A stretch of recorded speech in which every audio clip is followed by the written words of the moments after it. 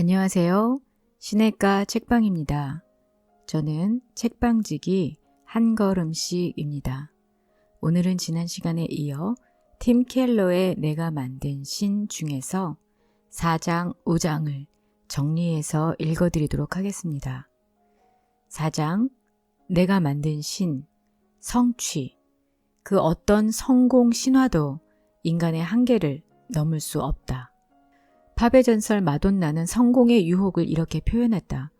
나는 엄청난 의지의 소유자이지만 여태껏 내 모든 의지는 늘 끔찍한 열등감을 극복하는 데 있었다. 열등감의 주문을 깨면 당장은 특별한 사람이 되지만 다시 무대에 서면 내가 평범하고 재미없어 보인다. 늘 그 반복이다. 내 삶의 동력은 평범함에 대한 아찔한 두려움에서 온다. 그것이 늘 나를 몰아가고 또 몰아간다. 이미 대단한 존재가 되었음에도 여전히 내가 대단한 존재임을 증명해야 하기 때문이다. 내 고뇌는 끝난 적이 없으며 아마 영영 끝나지 않을 것이다. 마돈나에게 성공이란 자신의 중요성과 가치를 느끼게 해주는 마약과 같다. 그런데 도취감이 금방 사라져 다시 복용해야 한다. 자꾸만 자신을 증명해야 한다. 배우의 동기적 욕구는 기쁨이 아니라 두려움이다. 영화 불의 전차의 한 주인공도 동일한 철학을 생생하게 표현했다. 올림픽 단거리 주자인 그는 왜 달리느냐는 질문에 좋아서 달리는 게 아니라 중독자라서 그렇다라고 답했다. 나중에 올림픽 100m 종목에 출전하기 전에 그는 이렇게 탄식했다. 만족이라니 내 나이 24이 되도록 만족해 본 적이 없다. 끝없이 추구하면서도 무엇을 뒤쫓는지조차 모르겠다. 고위층 경영진을 상대하는 상담자 메리 벨은 성취는 우리 시대의 술이다 라고 말했다. 요즘 최고의 실력자들이 남용하는 것은 술이 아니라 자신의 인생이다. 성공했으니 좋은 일이 벌어진다. 프로젝트를 마치면 하늘이라도 날 듯한 기분이다. 하지만 그 감정은 영원하지 못해서 당신은 다시 보통으로 돌아간다. 그래서 새로운 프로젝트를 시작해야겠다라는 생각이 든다. 그래 봐야 또 보통이지만 그래도 행복감이 좋으니 또 취해야 한다. 문제는 그 도취감이 오래가지 않는다는 것이다. 성취 중독자도 나머지 모든 부류의 중독자와 다를 바 없다. 결국 성취는 다음과 같은 중대한 질문에 제대로 답을 해주지 못한다. 나는 누구인가? 내 진정한 가치는 무엇인가? 죽음을 어떻게 맞이할 것인가? 성취는 처음에만 신기루 같은 답을 내놓는다. 처음에는 행복감이 확 밀려들어 마치 우리가 성공했고 안으로 들어갔고 수용되었고 자신을 증명한 것처럼 느껴진다. 하지만 이 만족감은 금세 사라진다. 당신의 한계를 인정하는가? 개인적 성공과 성취는 여느 우상보다 더 우리에게 자신이 신이라는 느낌을 준다. 내 안정과 가치는 나 자신의 지혜와 힘과 행위에 달려 있다는 것이다.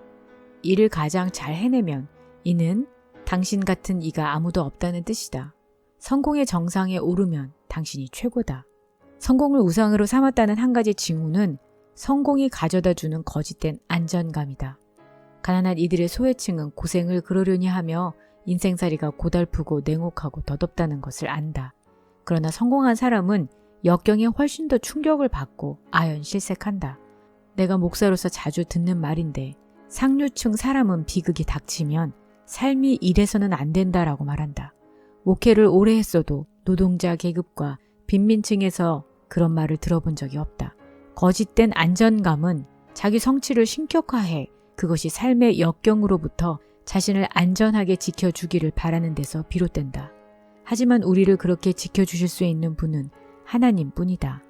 성공을 우상으로 떠받드는 사람의 주된 징후는 따로 있다. 자기 분야에서 정상을 지키지 못하면 삶에 대한 자신감을 잃는다는 것이다. 내 친구 하나는 자기 분야의 정상에 올랐으나 처방약에 중독되어 부득이지기를 사임하고 한동안 약물 중독 재활 치료를 받아야 했다. 늘 생산적이고 역동적이고 쾌활하고 똑똑해야 한다는 주변의 기대도 중독의 원인으로 작용했다. 하지만 그는 자신이 무너진 것을 남들의 무리한 요구 탓으로 돌리지 않고 이렇게 말했다. 내 삶의 기초는 두 가지 전제에 있었습니다. 첫째는 내 성취를 통해 나에 대한 사람들의 견해와 인정을 통제할 수 있다는 생각이었고, 둘째는 그것만이 중요한 삶이라는 것이었습니다. 이 우상 숭배가 개인에게만 해당된다고 생각하면 오산이다. 어느 전문 분야 전체도 자신의 능력과 정책에 너무 도취된 나머지 그것을 일종의 구원으로 떠받들 수 있다. 예컨대 뛰어난 과학자, 사회학자, 심리치료사, 정치가가 있다고 하자. 그들은 자기 분야에서 성취할 수 있는 일의 한계를 인정하는가? 아니면 메시아적 주장을 펴는가? 그 어떤 공공정책이나 기술 발전도 인류의 문제를 해결하는 데는 한계가 있게 마련이므로 그에 걸맞은 겸손이 필요하다. 성공을 떠받들게 부추기는 경쟁 문화. 무작정 고도의 성취를 강조하다 보니 젊은이들이 큰 피해를 보고 있다. 수많은 교육자가 단연간 목도에 왔고 2009년 봄에 웨이크 포레스트 대학교의 네이턴 해치 총장도 인정했듯이 청년들은 금융, 컨설팅, 기업법, 특수 의료 등의 분야에 지나치게 쏠리고 있다. 그런 분야가 연봉도 높고 성공의 기운도 있기 때문이다. 해치 총장은 학생들이 의미와 목적이라는 더 큰 질문과 거의 무관하게 그런 길을 택한다고 했다. 즉 그들이 직종을 고를 때 고려하는 질문은 어떤 직업이 공전, 공영에 유익한가가 아니라 어떤 직업이 내 성공에 유리한가이다. 그 결과 그들은 일에 만족이 없다며 깊은 좌절을 토로한다. 핵심 집단에 들고 싶은 마음. 자기 당대의 세상 최고의 성공과 권력을 거머쥔 사람 중 하나가 나아만이 있다. 열왕기하 5장에 그의 이야기가 나온다. 그의 삶은 최고뿐이었다. 오늘날 시리아에 해당하는 아람의 군대 장관이었고 아람 왕이 국정 공식 석상에서 그의 손을 의지한 것으로 보아 나라의 국무총리에 해당하기도 했다. 또 부자에다 온갖 훈장과 포상에 빛나는 용맹한 군인이었다. 그런데 이 모든 위대한 성취와 능력에 맞서는 호적수가 있었다. 그는 나병 환자였다. 열왕기하의 저자는 명예와 성취를 쭉 늘어놓다가 돌연 이 모두에도 불구하고 그가 죽은 목숨이나 다름없다고 덧붙인다. 성경에서 나병은 여러 가지 치명적인 소모성 피부 질환을 아우르는 말이다. 환자는 점점 불구가 되고 형체가 일그러져 결국 죽음을 맞이했다. 당시 이 병은 지금의 암과 같았다. 나아만의 몸은 서서히 산화하는 중이었다. 몸이 부풀어 오르고 살갗과 뼈가 갈라져 조금씩 떨어져 나가면서 서서히 죽어갈 것이었다. 나아만은 재물, 무공, 대중의 환호 등 모든 것을 갖추었으나 그 속에서 말 그대로 무너져 내리고 있었다. 성공의 큰 동기적 욕구 중 하나는 핵심 집단에 들고 싶은 마음이다. C.S. 루이스의 가장 유명한 평론 중 하나에 이 주제가 통찰력 있게 다뤄져 있다. 나는 세상에서 벌어지는 모든 일에 경제적이고 성적인 동기에서 비롯된다고 보지 않는다. 답은 내부인이 되려는 욕망과 갈망이다. 그것이 여러 모양으로 나타난다. 당신이 원하는 것은 우리 4-5만이 아는 달콤한 지식이다. 아는 사람은 우리다. 이 갈망에 지배당하는 한 당신에게 만족이란 있을 수 없다. 외부인이 되는 두려움을 극복하지 않는 한 당신은 외부인으로 남을 것이다. 외부인으로 남을 것이라는 루이스의 말은 무슨 뜻인가? 나아만은 성공과 돈과 권력을 쥐었지만 나병 환자였다. 성공과 부와 권력이 있으면 의당 완벽한 내부인이 되어 아무리 배타적인 친목회와 핵심 집단에라도 들어갈 수 있어야 한다.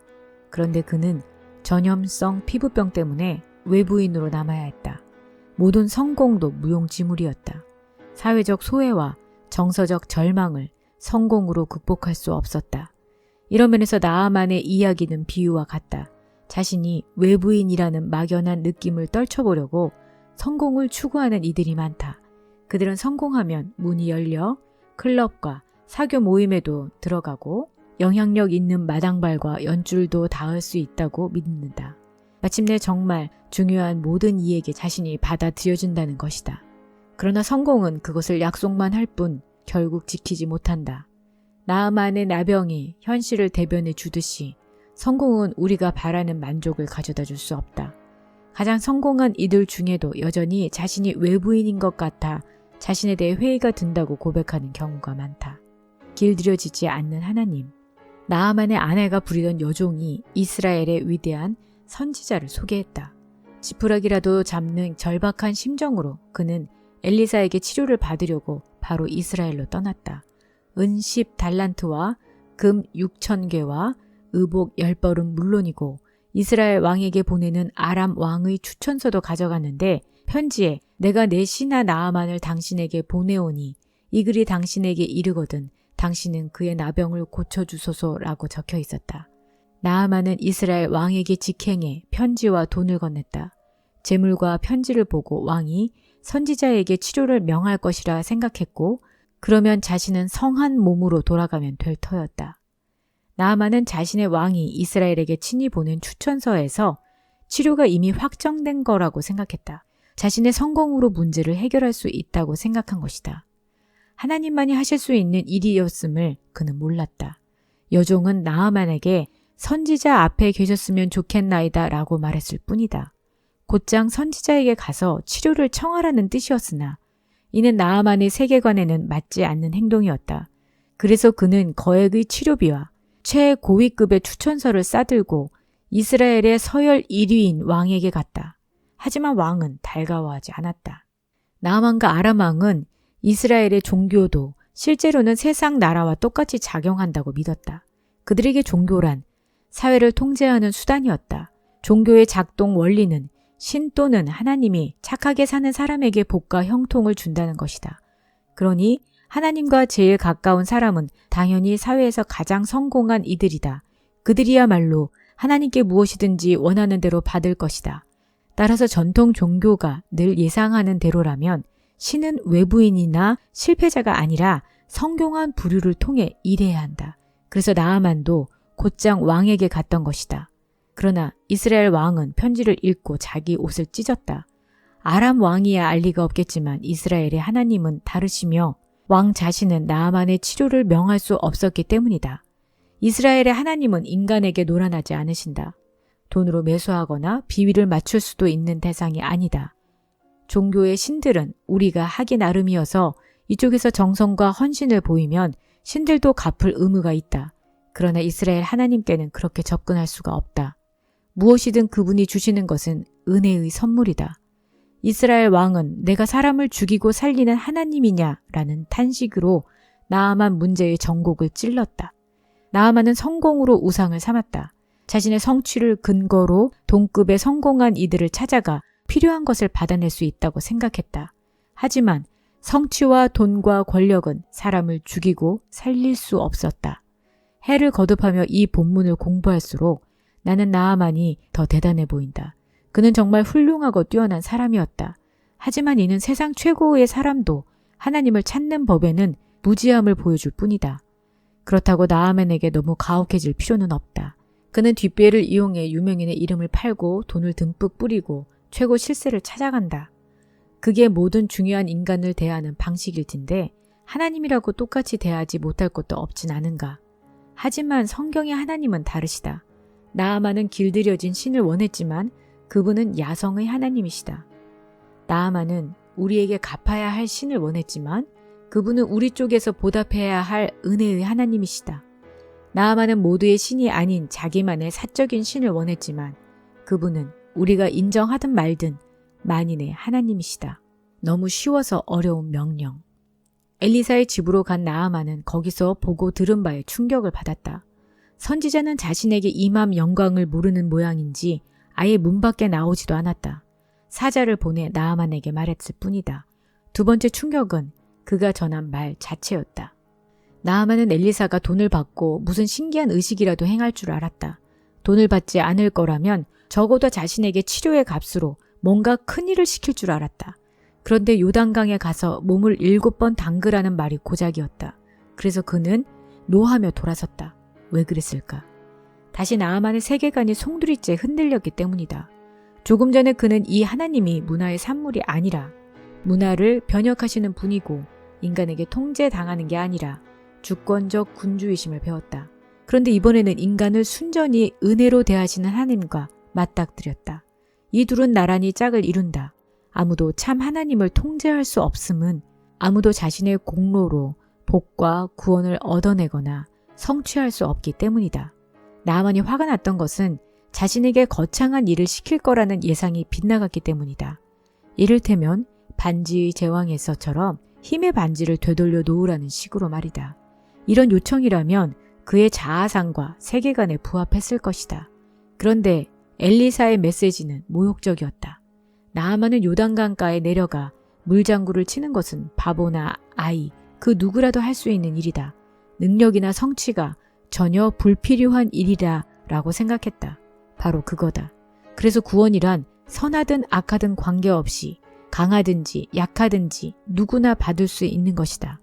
하나님은 은혜의 하나님이며 그분의 구원은 얻어내는 게 아니라 거저 받을 수 있을 뿐이다. 이것을 알기 전에는 나아만은 계속 우상의 노예로 살아갈 것이다. 우상이 줄 수도 없는 안전과 의미를 계속 우상을 통해 얻어내려 할 것이다. 하나님의 은혜를 깨달아야만 그는 자신의 성공도 결국 하나님의 선물임을 알게 된다. 물론 본인도 성공을 이루려 많은 공을 들였지만 이는 하나님이 그에게 재능과 능력과 기회를 주셨기 때문에만 가능했다. 평생 하나님의 은혜에 의존해 있었는데 자신이 그것을 몰랐을 뿐이다. 요컨대 그냥 몸을 씻으라는 명령은 너무 쉬워서 어려웠다. 나아만이 그대로 하려면 자신의 연약함과 무력함을 인정하고 구원을 값없는 선물로 받아들여야 했다. 하나님의 은혜를 원하는 사람은 결핍만 있으면 된다. 즉 아무것도 없으면 된다. 그런데 이런 영적 겸손을 불러일으키기가 어렵다. 우리는 하나님께 가면서 제가 이만큼 했습니다 라든지 제가 고생한 것 좀 보십시오 라고 말한다. 그러나 하나님은 우리가 그분만 바라보기를 원하신다. 그냥 씻기만을 원하신다. 나아만은 자신의 해로운 행위를 내려놓는 법을 배워야 했다.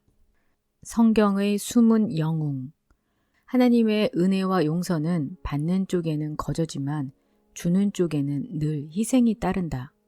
성경 첫머리부터 암시되어 있듯이 하나님도 희생 없이는 용서하실 수 없다. 큰 피해를 당한 사람치고 가해자를 그냥 용서할 수 있는 사람은 없다.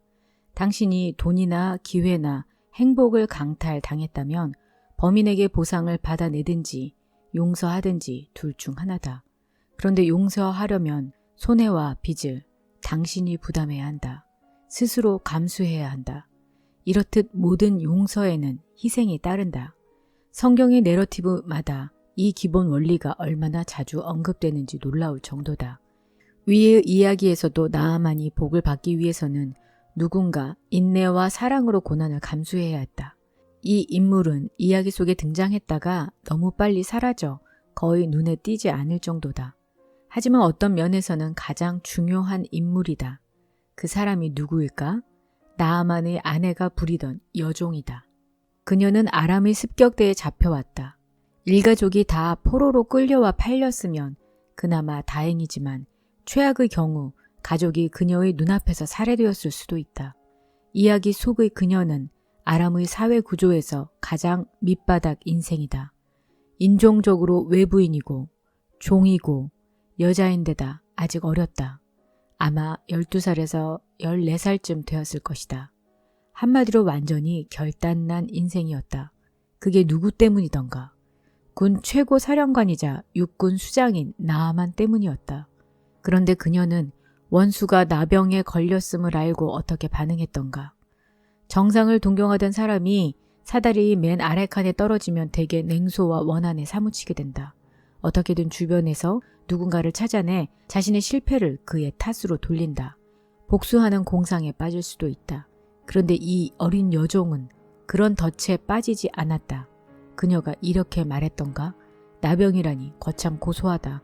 오늘 손가락이 하나 더 떨어져 나갔군. 내 그의 무덤에서 춤을 추리라. 천만의 말이다. 그녀가 한 말을 보라. 우리 주인이 선지자 앞에 계셨으면 좋겠나이다. 열왕기하 5장 3절. 말 속에 연민과 관심이 묻어난다. 정말 아픔을 덜어주고 그를 살려내고 싶었음에 틀림없다.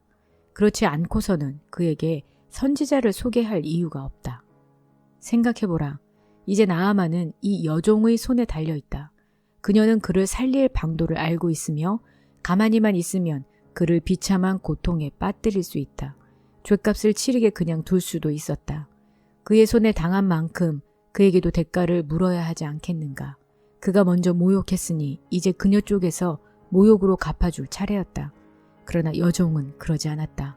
성경의 숨은 영웅인 그녀는 자신의 고통을 덜어울겠다고 그를 응징하지 않았다. 그녀가 취한 행동은 바로 성경 전체에 걸쳐 우리에게 명해진 일이다. 그녀는 복수를 꾀하지 않고 만인의 재판장이신 하나님께 맡겼다. 상대를 용서하고 기꺼이 치유와 구원의 통로가 되어 주었다. 하나님을 신뢰하고 자신의 고통을 인내로 감당했다. 영국의 설교자 딕 루카스는 이 여종에 대해 그녀는 대가를 치르고 쓰임을 받았다 라고 말했다. 그녀는 하나님이 자신의 희생을 얼마나 쓰실지 모르는 채로 고난을 감수하며 용서를 베풀었다. 구원의 큰 일을 감당하신 예수. 언제나 고난당하는 종이 있어야만 용서가 가능하다는 성경의 이 주제는 예수님에게서 절정에 이른다. 고난당하는 종이 세상을 구원하러 오신다는 예언이 그분을 통해 성취되었다. 아버지와 함께 기쁨과 영광 중에 사시던 예수님이 그것을 다 버리셨다.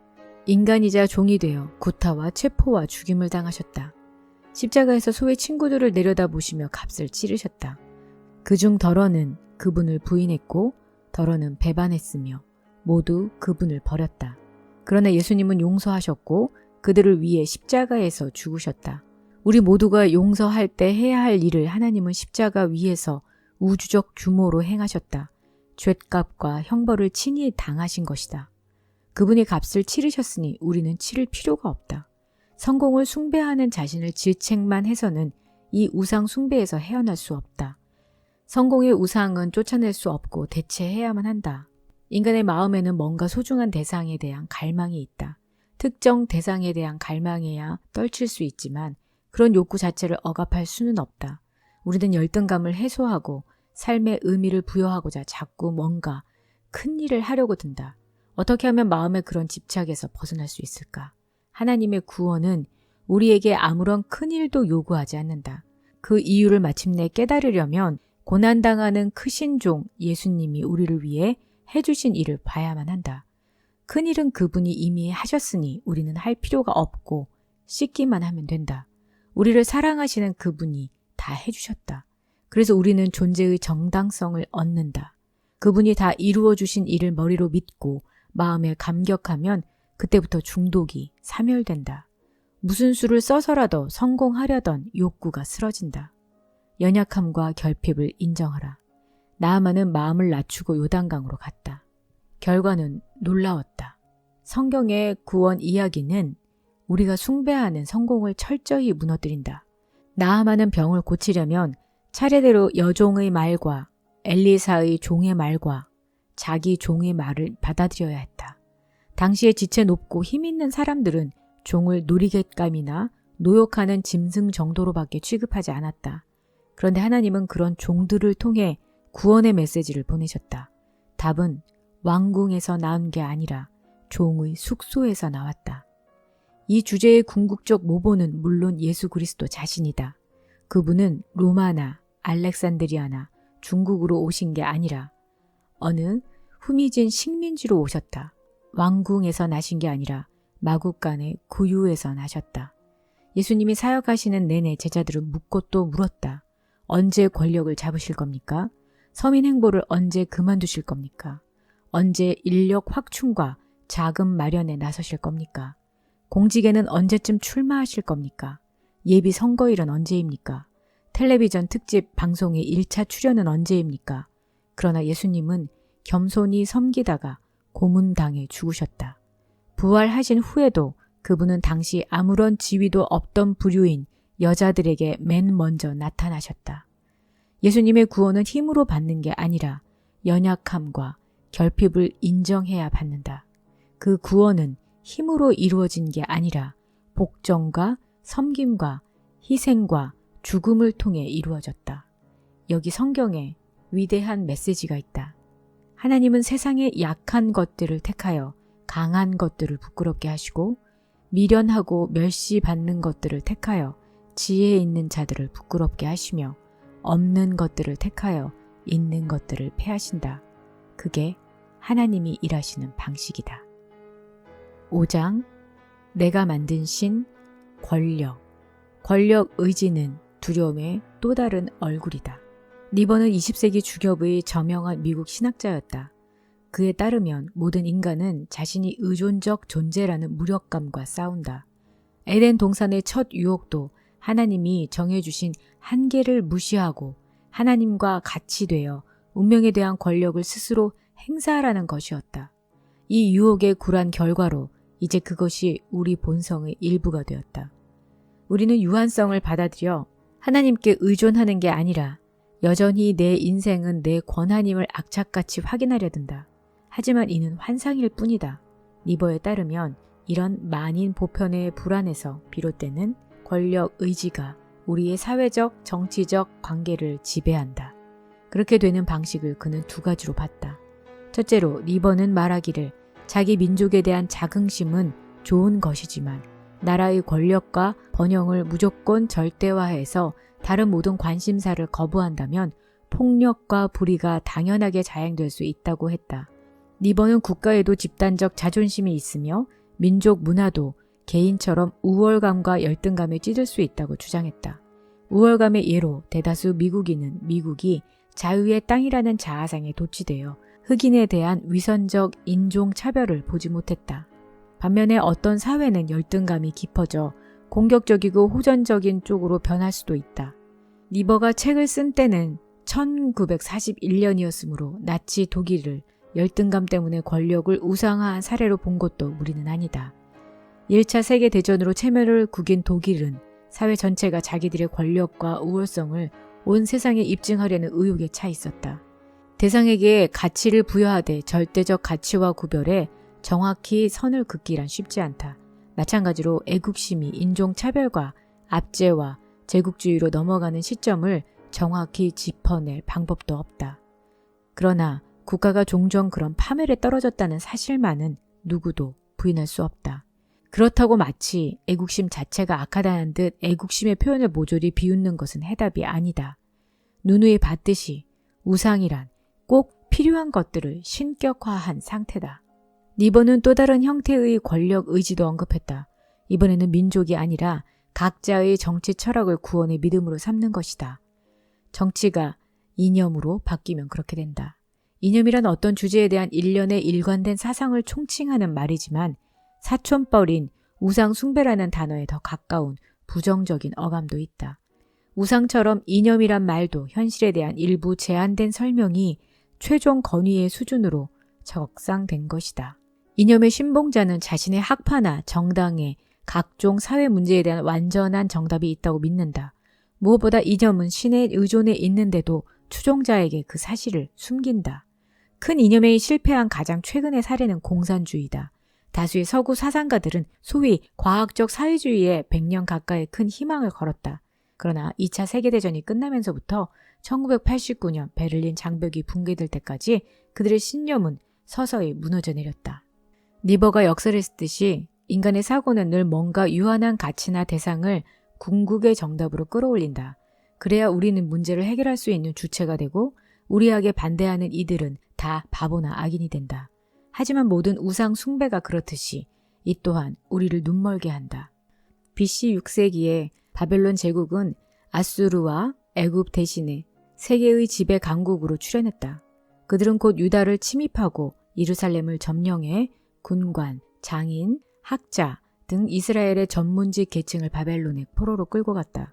결국 알려진 세상의 대부분이 바벨론의 왕이자 장성인 느부갓네살의 지배하에 들어갔다. 그런데 성경의 다니엘서 2장에 보면 지상의 최고 권력자인 그는 불면증에 시달렸다. 왕은 꿈속에 등장한 거대한 신상 때문에 몹시 괴로웠다. 어쩌면 그는 온 세상이 자신에 대해 그런 환상을 품기를 원했을 것이다. 자신이 세상에 우뚝 솟은 난공불락의 거인이 되고 싶었을 것이다. 문제는 그 신상에 진흙의 발이 있어 결국 쓰러졌다는 것이다. 그는 식은땀을 흘리며 깨어났다. 자신의 제국이 무너진다는 뜻인가? 누군가가 와서 은밀한 약점을 노릴 것인가? 권력력이 강한 사람은 극심한 두려움과 불안에 시달리는 경우가 많다. 니버는 많은 이가 두려움과 불안 때문에 정치 권력을 추구한다고 봤다. 설령 권력을 얻으려는 이유는 두려움이 아니더라도 일단 권력을 얻고 나면 거의 언제나 두려움이 따라온다. 권력을 쥔 사람은 자신이 경쟁자의 관역이자 질시의 대상임을 안다. 높이 올라갈수록 아찔한 추락의 가망성도 더 커진다. 이제 잃을 게 아주 많기 때문이다. 꿈 때문에 표면으로 떠오른 느부갓네살의 불안한 정서는 지독히 불편했다. 잘 인정하지 않지만 권력자도 실제로는 자신을 아주 약하게 느낀다. 무력함에 대한 깊은 두려움. 느부갓네살은 니버가 인간의 본성과 운명에 말한 죄와 정치와 권력을 그대로 보여주는 전형적 사례다. 죄인으로서의 인간이라는 장에서 니버는 인간은 정서적으로 불안하며 그 불안을 권력 의지로 극복하려 한다. 자신이 유한하지 않은 척 한다 라고 역설했다. 인간은 자신의 삶을 지배할 힘이 거의 전무하다. 인생의 노선을 결정짓는 요인의 95%는 전혀 우리 소관이 아니다. 출생 시기와 장소, 부모와 가족, 유년기의 환경, 외모, 유전적 재능, 대부분의 상황이 그렇다. 요컨대 우리의 존재와 소유는 전부 하나님께 받은 것이다. 우리는 무한한 창조주가 아니라 유한하고 의존적인 피조물이다. 인간에게는 무력함에 대한 깊은 두려움이 있고 이 두려움은 우리가 하나님으로부터 멀어진 데서 비롯되었다. 니버의 말이 맞다면 우리가 이 두려움을 떨치려는 방식도 정치와 정부만이 아니라 틀림없이 더 많을 것이다. 권력의 우상은 근원적 우상이며 다른 수많은 표면적 우상을 통해 표출될 수 있다.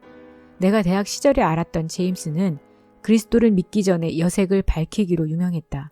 매번 그는 여자를 유혹해 일단 잠자리를 갖고 나면 이내 흥미를 잃고 헤어졌다. 기독교를 받아들인 그는 성적 일탈을 금방 끊고 기독교 사역에 열중했지만 근원적 우상은 달라지지 않았다. 수업이나 토론 때마다 그는 논쟁을 일삼으며 이기려 들었고 자신이 회장이 아닌 모임에서도 늘 회장 행세를 하려 들었다. 자신의 새로운 신앙을 주제로 대화할 때도 회의론자들을 거칠게 대해 마찰을 일으켰다. 결국 그의 의미와 가치는 그리스도께 옮겨진 게 아니라 여전히 타인에게 권력을 행사하는 것의 기초에 있음이 분명해졌다. 그는 권력을 통해 그는 자신이 살아있음을 느꼈다. 제임스가 여러 여자들과 잠자리를 한 것은 그들에게 매력을 느껴서가 아니라 마음만 먹으면 동침할 수 있다는 권력을 얻기 위해서였다. 권력만 얻고 나면 여자는 더 이상 흥미거리가 못 되었다. 그가 기독교 사역에 들어서려 한 것 또한 하나님과 사람들을 섬기고 싶어서가 아니라 자기가 옳고 자기에게 진리가 있다는 그 권력을 얻기 위해서였다. 권력의 우상이 성적인 형태에서 종교적인 형태로 바뀌었을 뿐이었다. 그렇게 이 우상은 꼭꼭 숨어 있었다. 이렇듯 권력의 우상은 눈에 보이는 세상 권력을 쥔 자만의 것이 아니다. 누구나 작고 사소한 방식으로 권력을 추구할 수 있다. 동네의 불량배가 될 수도 있고 하위급 관료주의자가 되어 자기 휘하에 몇 사람을 쥐락펴락할 수도 있다. 권력의 우상은 우리 주변 어디에나 있다. 그렇다면 해결책은 무엇인가? 다 하나님께 받은 것. 느부갓네살의 현자들은 그의 꿈을 해몽하지 못했다. 결국 유다에서 끌려온 포로 출신의 다니엘이라는 궁정 관리가 대령했다. 하나님의 능력으로 그는 왕이 말하기도 전에 꿈의 내용을 먼저 아뢰고는 내처 해몽까지 내놓았다. 신상은 지상의 나라들을 상징했다. 그 거대한 우상의 생김새는 우상화되는 인간의 권력과 성취를 대변했다. 무역과 문화, 법과 권력 등 인간의 자화자찬에 동원되는 모든 문명이었다. 신상을 부서뜨린 것은 돌인데 이 돌은 신상의 나머지 재료와는 대조적으로 손대지 아니한 것이었다. 하나님에게서 난 것이었다. 신상의 어떤 금속보다도 귀하지 않은 돌이지만 결국은 가장 강력한 요소였다. 다니엘이 말했듯이 이 돌은 어느 날 지상에 세워질 하나님의 나라였다. 이 꿈은 겸손을 명하는 경종의 메시지였다. 비록 상황이 전제 군주에게 유리해 보일 때가 많아도 하나님은 결국 그들을 서서히 또는 일거에 낮추신다. 권력자가 알아야 할 것은 스스로 권력을 얻어낸 게 아니라 하나님께 받았을 뿐이며 인간의 모든 권력은 결국 무너진다는 사실이다. 꿈의 지시대로라면 느부갓네살은 신에 대한 개념을 바꿔야 했다. 이교도인 그는 세상에 신과 초자연적인 세력이 많다는 다원주의를 믿었을 것이다. 딱 하나의 우월하고 전능한 입법자가 존재해서 자신을 비롯한 모든 사람이 그 신 앞에 삶을 결산해야 한다고 믿지는 않았을 것이다. 그런 그에게 새로운 메시지가 들려왔다. 유일하신 하나님이 계심으로 자신의 권력 행사를 주권자이자 재판장이신 그분 앞에서 책임져야 한다는 것이었다. 느부갓네살은 이 메시지를 받아들였다. 왕은 하나님이 모든 왕의 주제시라고 고백했다. 세상 최고의 권력자가 납작 엎드린 것은 평소에 교만하던 느부갓네살에게 전혀 어울리지 않는 겸손한 행위였다. 현대인의 위험한 신관. 여기서 우리는 신학의 중요성을 배운다.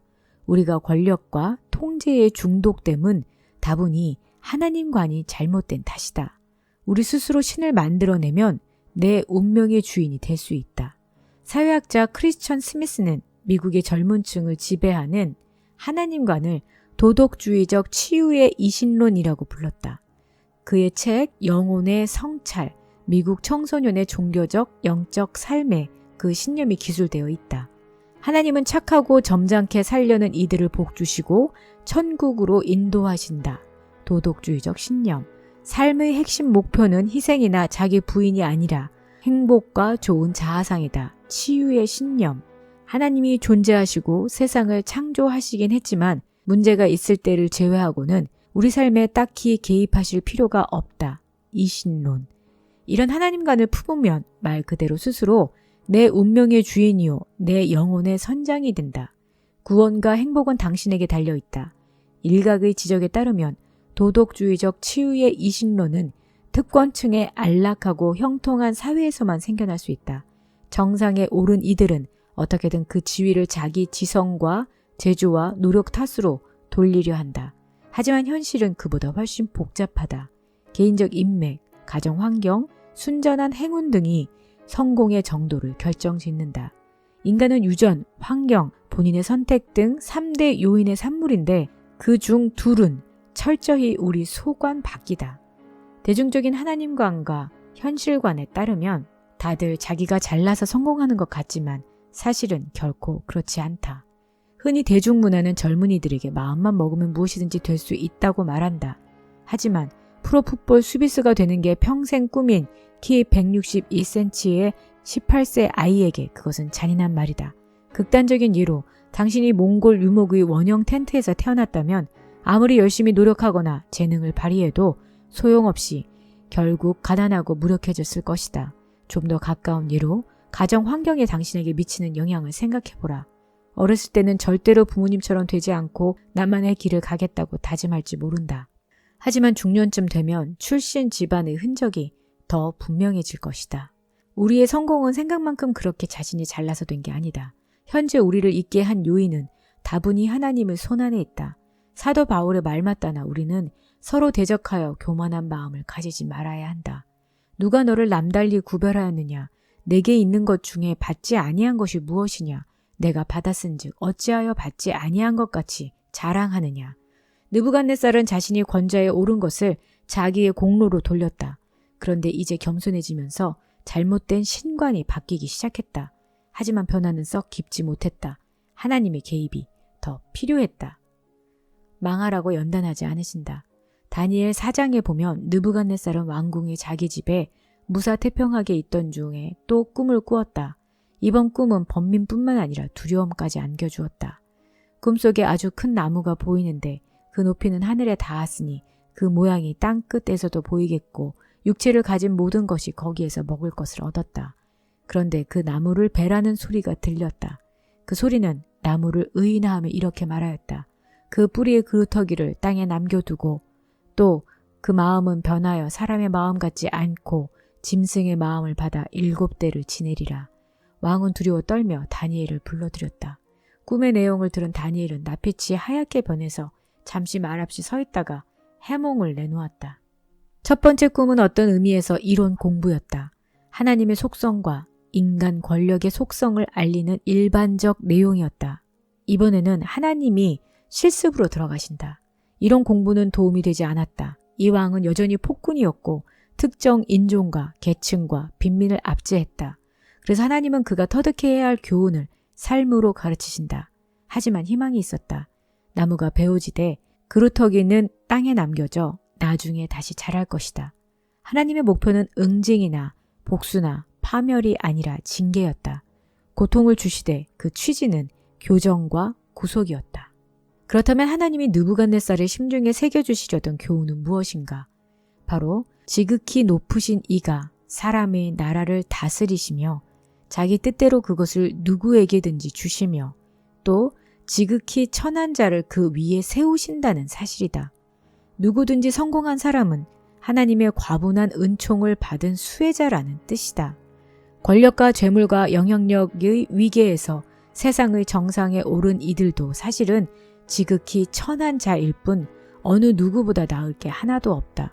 이것은 초보 형태의 복음이다. 즉 우리에게 있는 것은 다 은혜의 산물이지 우리의 행위나 노력의 산물이 아니다. 하나님의 말씀은 이런 것이나 같다. 느부갓네살 왕아, 내 권력이 하나님의 은혜로 주어진 것임을 알아야 한다.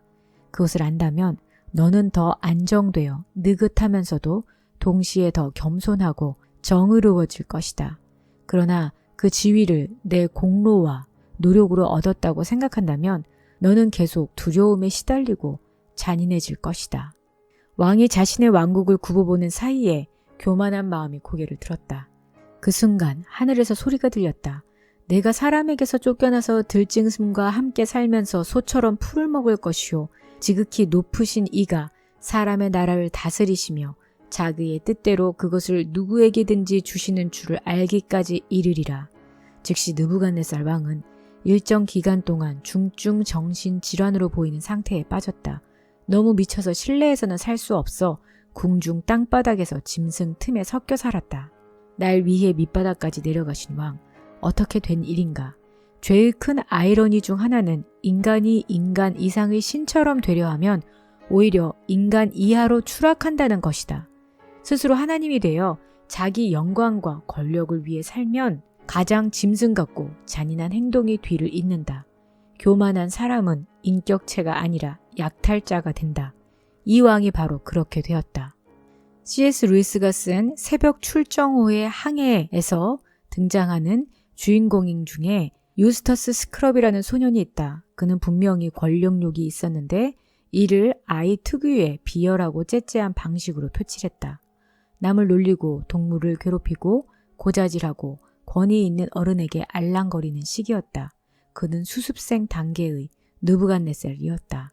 어느 날 밤 유스터스는 동굴 속에 산더미처럼 쌓인 보물을 발견했다. 신이 나서 이제부터 누릴 안락과 권력의 삶을 상상하고 있는데 깨어보니 끔찍하게도 자신이 추악한 용으로 변해 있었다. 용이 된 것은 당연한 논리적 결과였다. 용처럼 생각했으니 용이 된 것이다. 권력에 집착한 사람은 비정한 약탈자가 된다.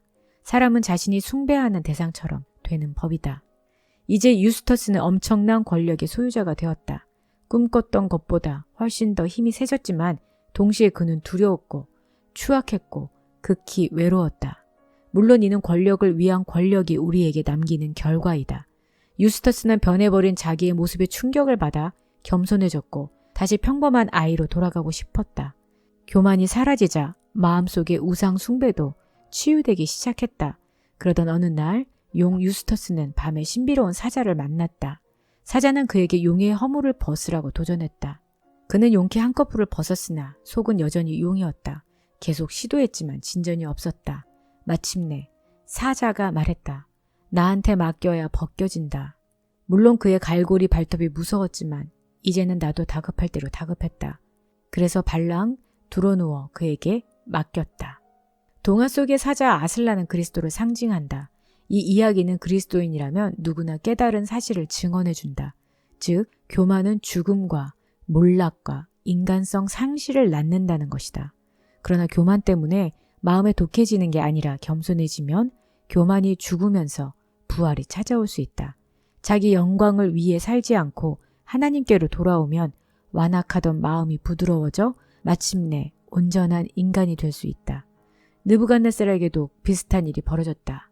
하늘을 우러러 하나님을 봤을 때 그 결과 정신을 회복하는 것 이상이었다. 여기 은혜의 깊은 원리가 있다. 그 궁극의 예를 예수님에게서 볼 수 있다. 우리는 속으로 나는 하나님처럼 높아져 내 이름을 떨치리라 라고 말하지만 예수님은 나는 그들을 위해 저 바다까지 내려가리라 라고 말씀하셨다. 그분은 인간이 되어 우리 죄 때문에 십자가에서 죽으셨다. 우리를 구원하려고 모든 권력을 잃고 섬기셨다. 그렇게 죽으셨으나 그 죽음이 구속과 부활로 이어졌다. 그러므로 당신도 한없이 연약해질 때 유스터스와 느부갓네살과 예수님처럼 아버지 내 영혼을 아버지 손에 부탁하나이다 라고 고백한다면 그때 성장하고 변화하고 부활할 수 있다. 예수님의 모범과 은혜는 우리의 권력 의지를 치유한다. 무력감이 들면 우리는 흔히 그것을 부인한다. 그렇게 부인하며 살아가려고 애꿎은 사람들을 지배하고 통제한다. 하지만 예수님은 다른 길을 보여주신다. 그분은 권력을 버리고 섬기심으로 역사상 가장 영향력 있는 인물이 되셨다. 그러나 예수님은 단순한 모델이 아니라 구주시다. 그분의 사랑 안에 견고해지려면 우리의 죄와 결핍과 무력함을 인정하고 그분의 자비에 의지해야만 한다. 그러면 새로 능력을 입되 이제는 남을 지배하지 않게 된다. 정서 불안은 사라지고 권력욕도 뿌리가 잘려나간다. 어느 설교자의 말 맞다나 내려가는 게 곧 올라가는 길이고 올라가는 게 곧 내려가는 길이다. 네, 오늘은 팀 켈러의 내가 만드신 중에서 4장과 5장을 정리해서 읽어드렸습니다. 다음 시간에는 6장을 정리해서 읽어드리도록 하겠습니다. 구독과 알람을 설정하시면 편리하게 받아보실 수 있습니다. 그럼 다음 시간에 뵐게요. 안녕히 계세요.